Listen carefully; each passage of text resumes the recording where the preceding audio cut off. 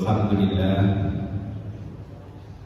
alhamdulillahilladzi qaddara hada walladzi akhrajal mar'a faja'alahu husa'an ahwa sanuqri'uka fala tansa illa ma sya'allah.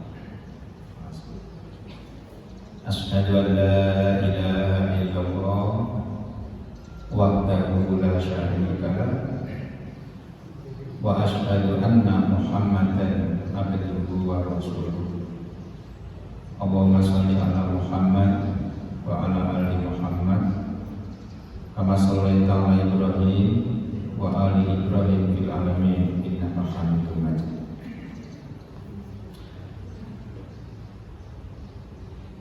Qala ta'ala fi kitabil aziz, a'udzu billahi minasyaitonir rajim. Laqad kana fi qasasihim ibratun li ulil albab. Al-ayat. Bapak Ibu jamaah pengajian Ahad pagi Masjid Muhajirin yang dimuliakan Allah.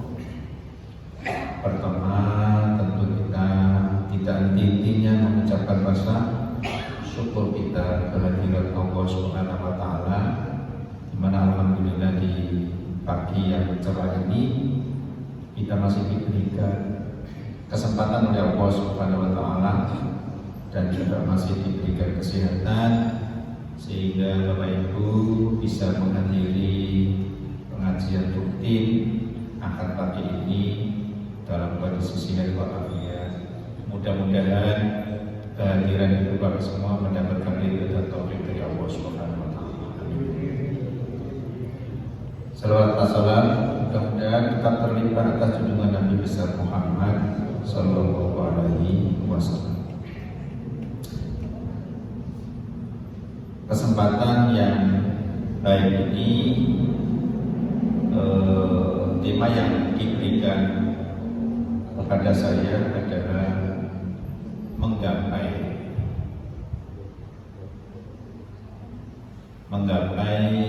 nilai moral,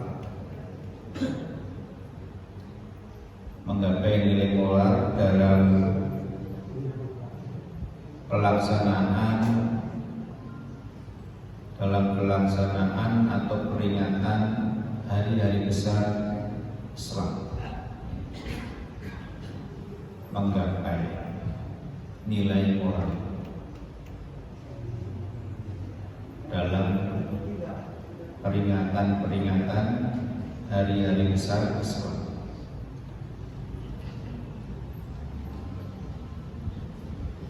Ayat yang mengacu kepada kita untuk menerangkan menggapai nilai-nilai moral dalam pelaksanaan peringatan hari-hari bersejarah, hari-hari Islam. Itu saya ambilkan dari surah Yusuf. Ya, kita bisa mengacu ayat kemudian kita terangkan. Surah Yusuf ayat 111. Potongan ayat itu ada kata-kata begini. Laqad kana fi qasasihim ibratun li ulil albab. Laqad kana fi qasasihim ibratun li ulil albab. Artinya sungguh telah ada di dalam kisah-kisah atau sejarah-sejarah para anbiya atau para terdahulu itu ibrah. Jadi kisah-kisah atau tarikh sejarah-sejarah para pendahulu, para anbiya, para rasulullah, ya, para mujahid dan lain sebagainya yang biasa kita peringati itu hari-hari bersejarah itu. Itu kata Allah Subhanahu wa taala itu ada ibrah. Ibroh. Ibroh itu artinya peringatan. Ada ilmu, ada hikmah. Tapi Allah mengkhususkan tidak semua cerita atau sejarah peristiwa-peristiwa itu untuk ibrah, tidak semua orang. Tapi dikhususkan oleh Allah cerita dan kisah-kisah itu untuk ibrah, untuk ilmu, untuk pembelajaran itu khusus liulil albab. Liulil albab. Ulil albab itu apa? Orang yang bisa menggunakan akal sehatnya. Menggunakan akal sehatnya. Ulil albab. Orang yang masih hidup akal sehatnya, yang masih bisa memikirkan kejadian-kejadian alam untuk membuat satu pembelajaran namanya ibrah. Jadi kalau kita mendengar sejarah peristiwa yang telah diceritakan kepada kita, kemudian dibuat satu peringatan hari-hari bersejarah, hari-hari Islam terutama, itu bisa dibuat menjadi atau momentum peningkatan kualitas keilmuan kita, karena di situ mengandung hikmah, di situ mengandung pembelajaran, di situ mengandung ibrah. Kalau kita masih punya ulul albab, masih punya hati yang bersih, punya jiwa yang sehat, ulul albab atau ulul albab. Kalau ingin menjelaskan tentang ulil albab atau ulul albab itu bisa dibuka di surat Ali Imran ayat 190 itu. Siapa sih sebenarnya ulil albab itu? Orang yang punya akal sehat itu. Itu Allah menerangkan apa?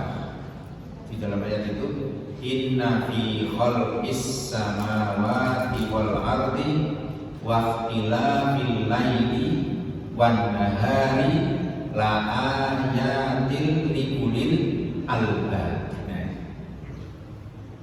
Inna fi khalqis samawati wal ardi, sesungguhnya kejadian samawati wal ardi, kejadian langit dan bumi, waqtilafil laili wan nahar, pergantian antara malam dan siang itu, la ayatin, itu sebagai tanda-tanda, sebagai tanda-tanda kekuasaan Allah, mampu menciptakan langit, mampu menciptakan bumi, dan mampu menggilirkan antara siang dan malam, digilirkan.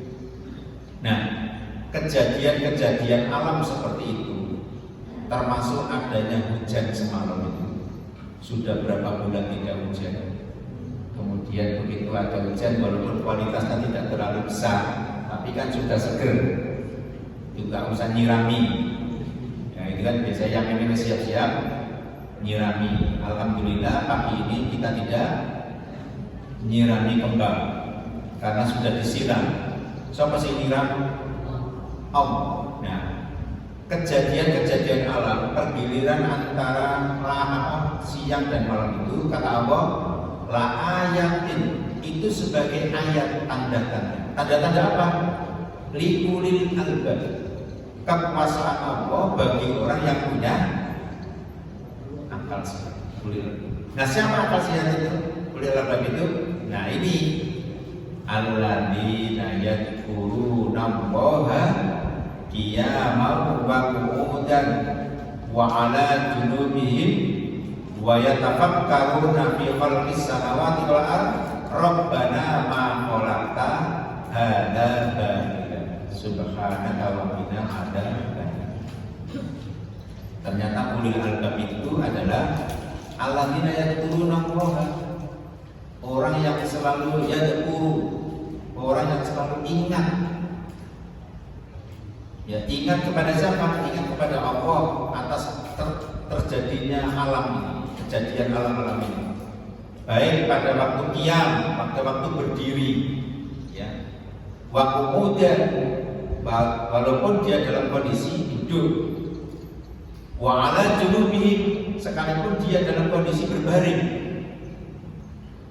Itu dia sempat yadhkuruna Allah. Sempat apa? Mengingat-ingat kebesaran apa? Kebesaran Allah. Kunna wa qiyama wa qu'udan wa 'ala junubihim wa yatafakkaruna fi khalqis samawati wal ardh. Dan terus dia memikirkan terjadinya pergantian antara alam, pergantian siang dan malam. Sampai pada titik dia memikirkan terjadinya alam ini, kemudian sampai titik Rabbana ma khalaqta hadza batila. Ya. Sampai berkesimpulan, ya Allah, ternyata Engkau menciptakan apa saja di alam ini, pergantian siang dan malam, adanya langit dan bumi ini, apa yang tumbuh-tumbuh dalam bumi ini, Rabbana ma khalaqta hadza batila, tidak sia-sia.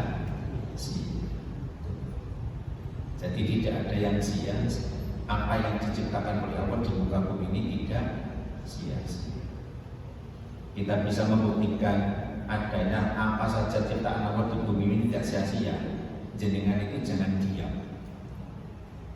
Jenengan itu dikongkon jalan-jalan di luar condong-condong,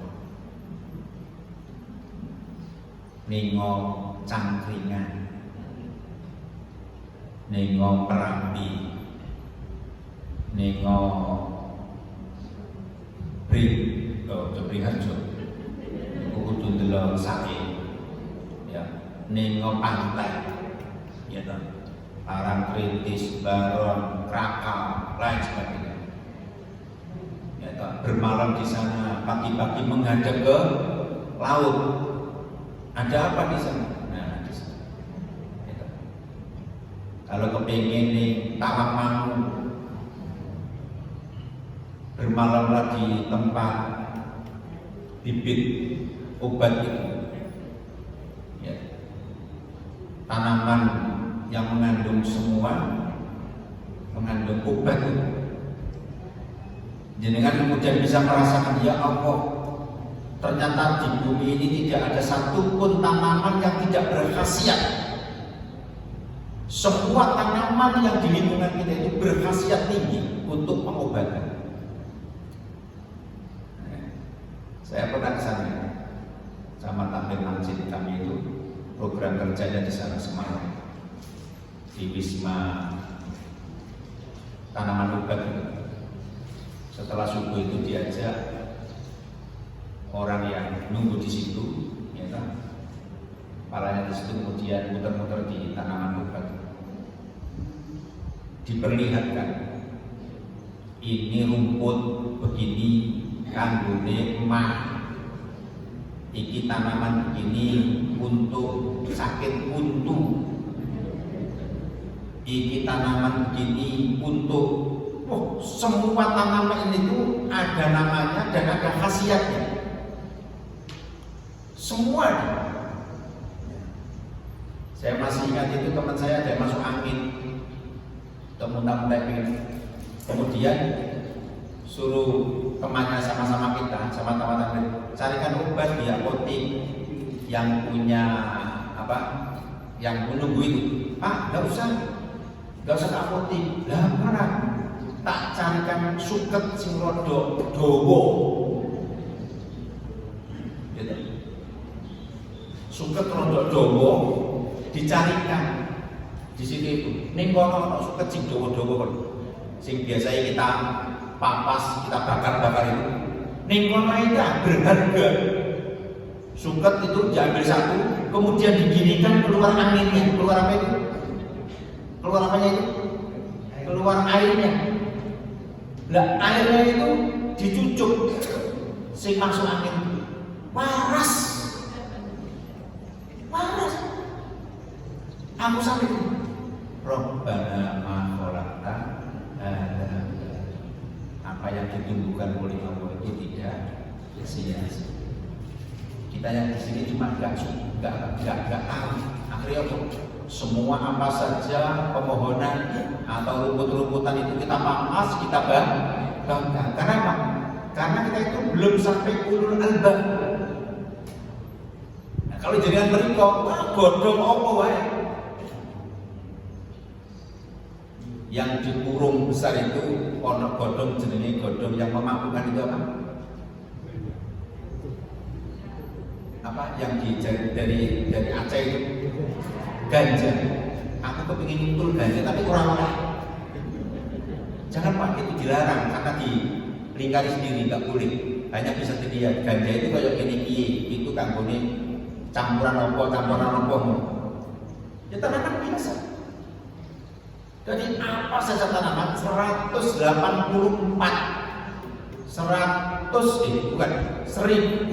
1804 macam tanaman itu semua berkhasiat, ada manfaatnya semua.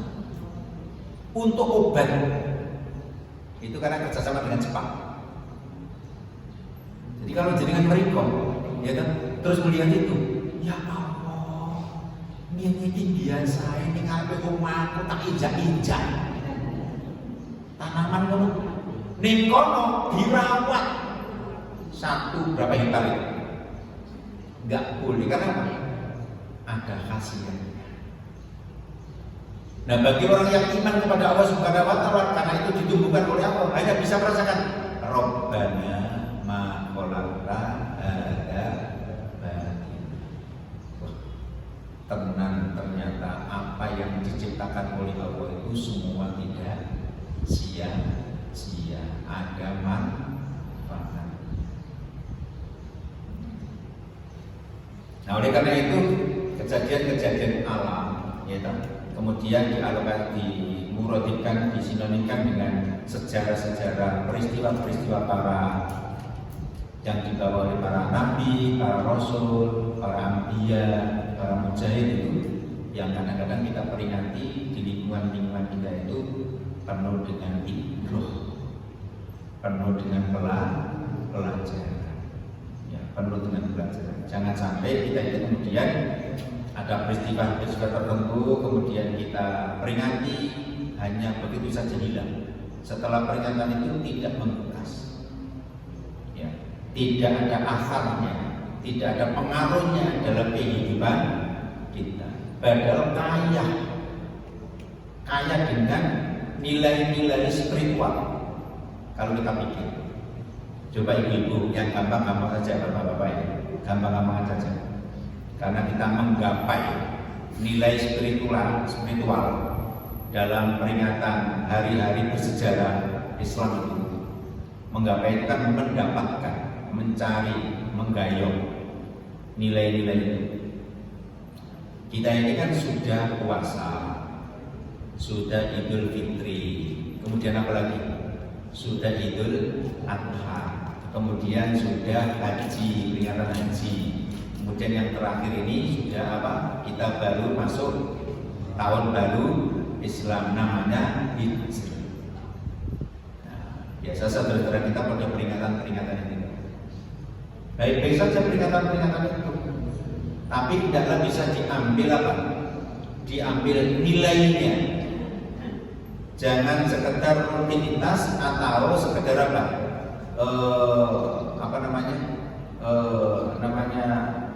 Ya sekedar peringatan tanpa membekas.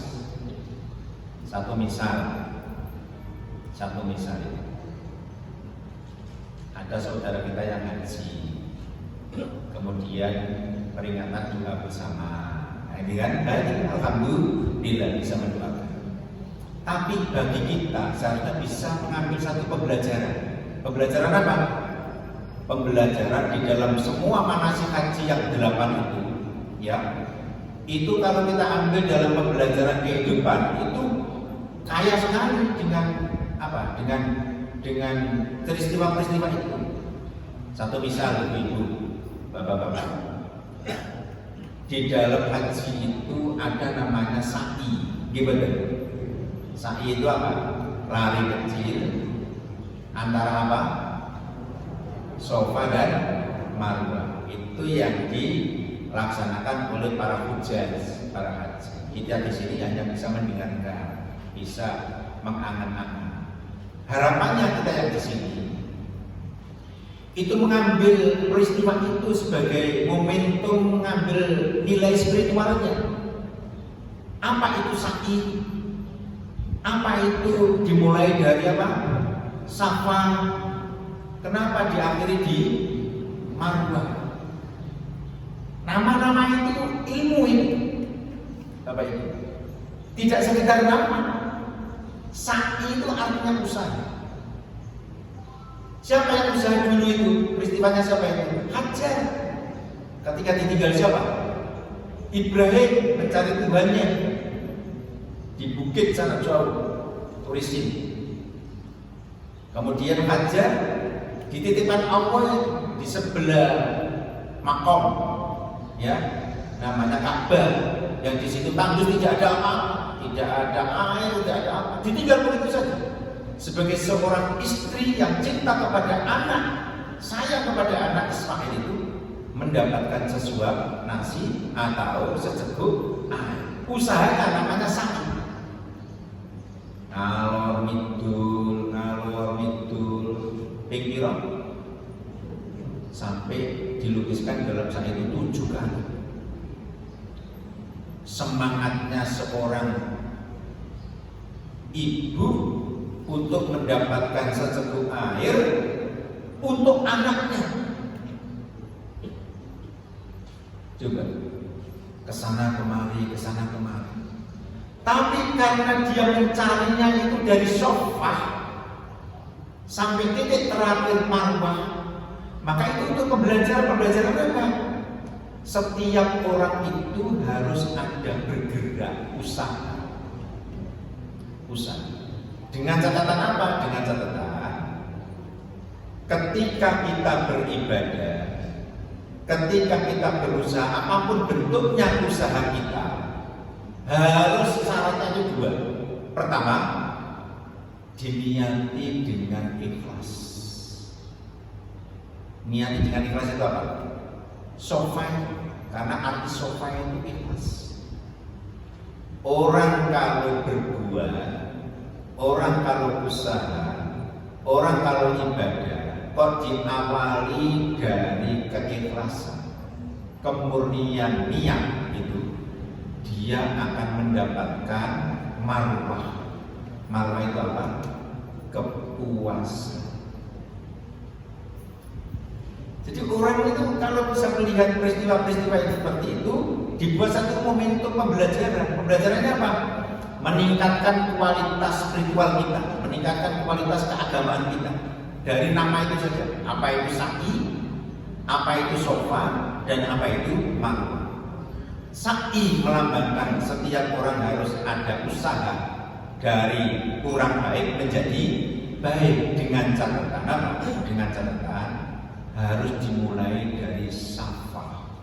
Safa itu artinya kesucian, kemurnian, keikhlasan. Kalau usaha itu dimulai dari ikhlas, itu dia akan mendapatkan marwah. Marwah itu kepuasan. Itu dilambangkan dalam haji. Itu peristiwa, namanya peristiwa ketika orang momentum haji. Tapi sebaliknya, Bapak Ibu, kalau suatu usaha, suatu ibadah kok tidak dimulai dari keikhlasan, nah, itu kan? Kok tidak dimulai dari safa, keikhlasan itu, dia pada akhirnya akan mendapatkan satu kekecewaan, tidak mendapatkan marwah, tapi kekecewaan, kecewa. Karena apa? Niat awalnya sudah tidak ikhlas, akan mendapatkan satu kekecewaan. Nah, oleh karena itu kita di dalam berusaha apapun kan diawali dengan niat. Innamal a'malu binniyat. segala sesuatu yang kita amalkan itu secara tidak langsung harus kita amalkan niatnya dulu. Niatnya apa? Niatnya mencari ridho Allah. Ya, mencari ridho Allah. Inna sholati wa nusuki wa mahyaya, kemudian wa mamati lillahi rabbil alamin. Jadi muaranya semuanya itu lillah. Lillah itu ikhlas. Nanti kalau lillah, nanti ujung-ujungnya akan mendapatkan marwah. Marwah itu apa? Kepuasan. Puas. Apapun bentuknya usaha. Ya. Nyabu pun begitu. Ya toh. Apa namanya? Masak pun begitu. Sampai-sampai orang yang bersuami istri saja, ya. Seorang istri yang namanya nyuci pakaiannya ayah atau bapak, ya, dalam salah satu keterangan hadis, ya, kalau ibu itu nyuci celananya bapak dengan ikhlas, saucekan, ya, coba saucekan dulu, saucekan itu buka pintu surga, seret, saucekan. Rong ucekan rodok lebar pintu surga. Telung ucekan lebar lagi. Patang ucekan lebar lagi. 5 ucekan lebar lagi. Sampai lebar sekali. Tergantung orang harus jawab.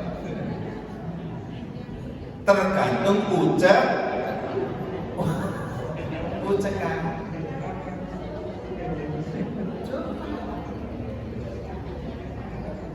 Tapi dilihat dulu niatnya apa. Kalau niatnya patuh kepada seorang suami, ikhlas, maka benar-benar buka dengan sendirinya, buka saucekan, ucekan loro, buka mana. Iku syaratnya orang ngumel. Orang ngumel itu orang ngomong, gedumel bahasa Jawa ya. Karena anak wong nyuci kowe karo gedumel. Patok. Wah, itu tambah cepet itu. Pintunya itu orang buka itu. Tapi tambah cepet, tambah rata, tambah dikunci gitu. Karena apa? Niatnya sudah beda. Bukan niat sofa, tapi niat emosi, tidak ikhlas. Kalau tidak ikhlas, nyepit meneh pintu. Karena kata Rasulullah gimana? Innamal a'malu binniyat. Orang yang amal itu tergantung niatnya. Nah, kita niat itu diajari lewat peristiwa haji yang namanya sa'i itu. Itu peristiwa besar. Mereka banyak nilai-nilai spiritual dalam ajaran-ajaran agama itu, peringatan-peringatan itu, tapi kadang-kadang kita itu lepas. Hanya sekedar untuk peringatan saja, tapi tidak mengambil hikmah di balik peristiwa itu ada apa. Nah, ini kekurangan kita itu kadang-kadang bisa begitu. Hanya sekedar rutinitas.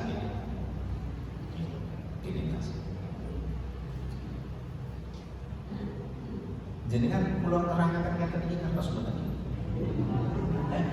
Aku kok piye ngono. Jadi kan gini. Atas gitu. Jadi karena judulnya itu, temanya itu menggapai nilai spiritual dalam peringatan hari-hari besar bersejarah dalam Islam itu. Jadi saya contohkan itu, ya. Kalau ini masih Dzulhijjah, maka peringatan haji itu ya, itu diambil hikmahnya. Jangan sampai kemudian tanpa athar, tanpa bekas.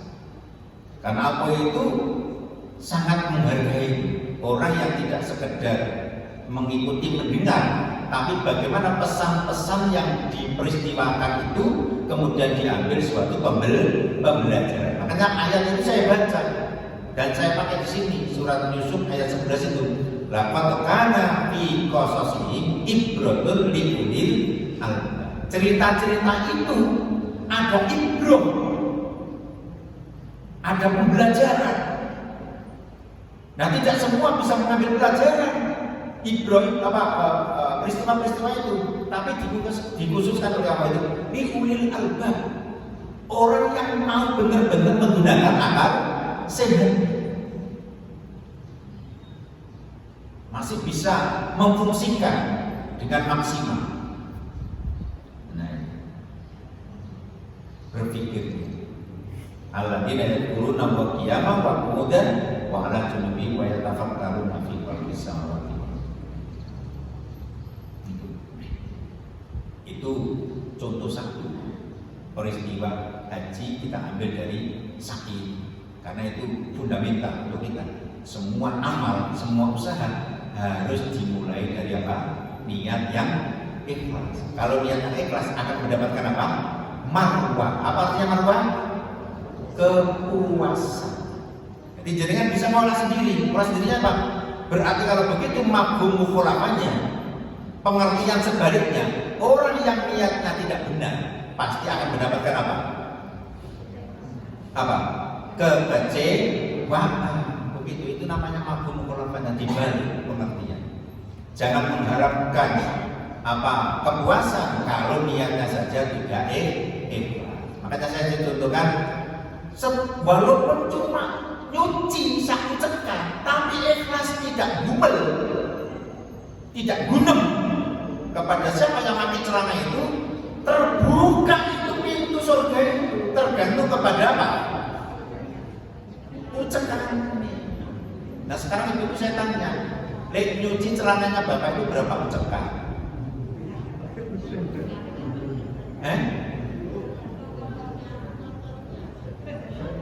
Ya rata-rata mana rasa mati apa yang kotorin.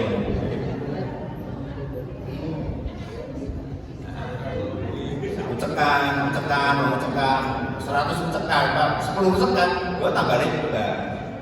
Tapi syaratnya ikhlas, orang gundumel. Kan kadang-kadang orang tonggo kono.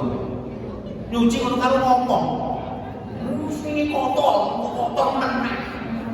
Bagaimana gue harus tambah rangkep, pintunya orang tambah longgar. Itu pelajaran seperti itu diambil dari namanya safi. Dimulai dari safa, diakhiri apa? Marwah. Yang kedua, coba itu kan ada di dalam apa? Di dalam peristiwa haji itu ada namanya kurban ya.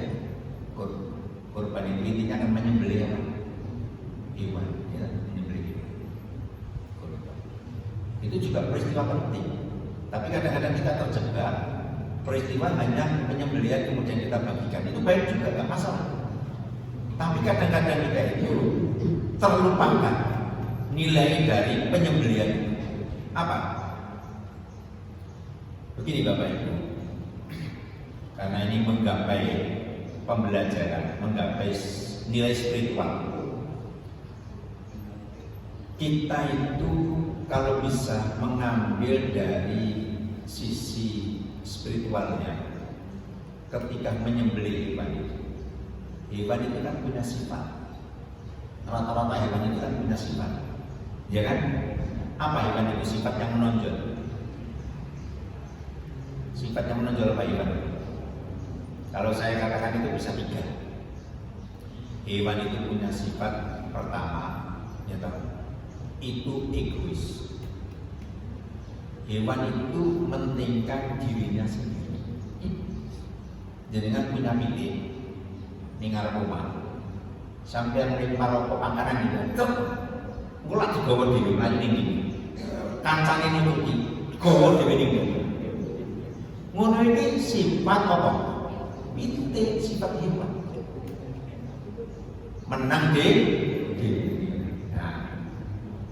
Namanya apa?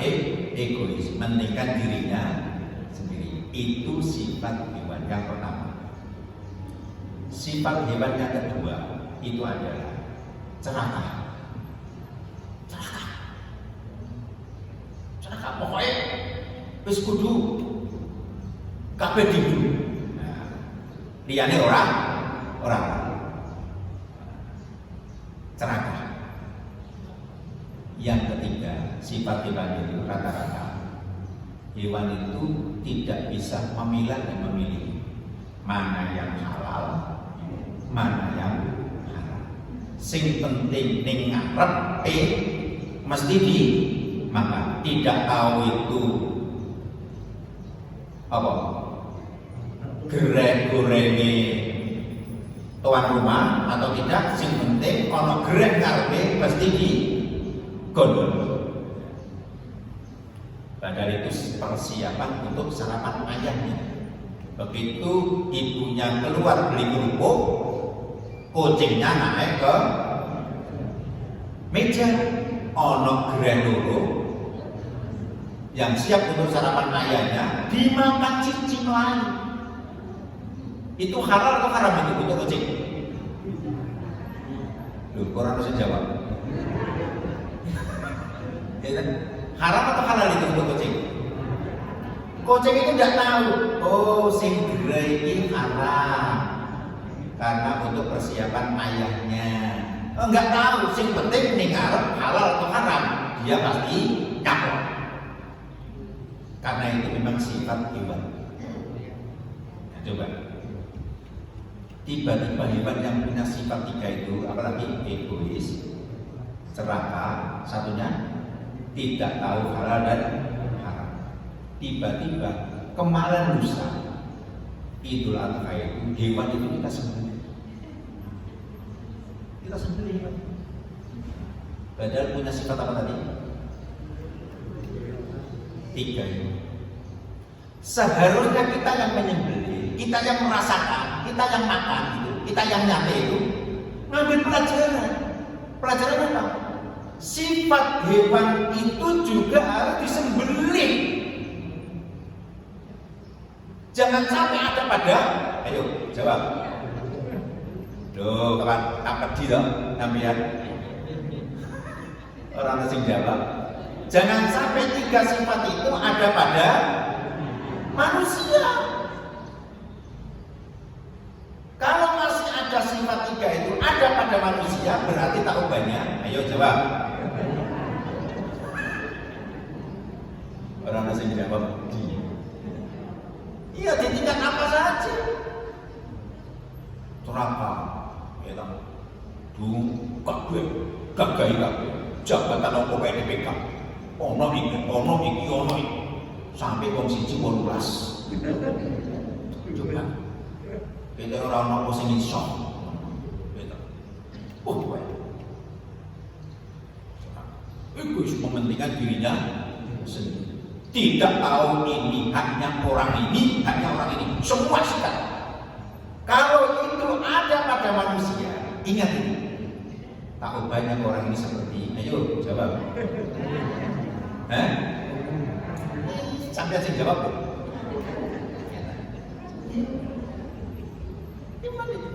Karena apa? Tiga potensi yang diberikan oleh Allah itu belum orang. Apa itu? Hati nggak bisa merasakan, telinga tidak bisa mendengar, penglihatan tidak bisa melihat. Kalau potensi tiga itu tidak berfungsi kepada manusia, orang itu tahu banyak. Ayo jawab. Sampai jawab.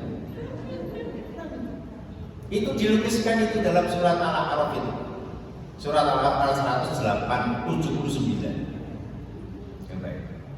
Apa itu? Walaqad darabna li jahannama katsiran minal jinni wal insi lahum qulub la yafqahuna biha wa lahum a'yunun la yubsiruna biha wa lahum adanun la yasma'una biha. Coba. Aku penuhi neraka jahanam itu terdiri dari penghuninya jin dan manusia. Penghuninya neraka jahanam ini lho, jin karo manusia. Jenengan apa? Nah, yang bagaimana manusia yang bagaimana? Nah, ini lahum qulub, mereka yang diberi hati, layak pengguna, tapi tidak mau memikirkan, tidak mau menggunakan hatinya. memfungsikan hati, merasakan orang. Itu tidak mau. Mati hatinya itu. Terus apa? Walau adanun la yasma, walau ayunun la yubsiruna, dia diberi mata tapi tidak mau melihat. Mau jorok ini, mau jorok ini dulu. Tidak berfungsi lagi mata. Melihat. Tahu banyak seperti nyanyiannya siapa? Ebit ya. Punya mata. Ayo. Ibu ya. Punya mata tapi lihat, punya telinga.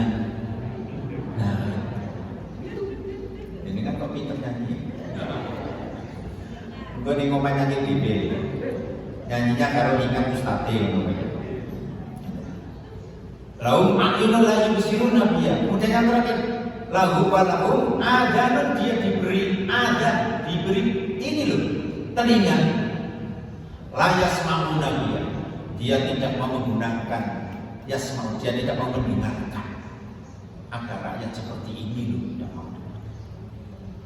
Kalau tiga itu tidak berfungsi secara baik dalam manusia, hati tidak mau merasakan, mata tidak mau melihat dengan baik, telinga tidak mau mendengarkan. Allah mengatakan gimana? Ulaika, mereka itu kal an'am, tahu banyak seperti wedus.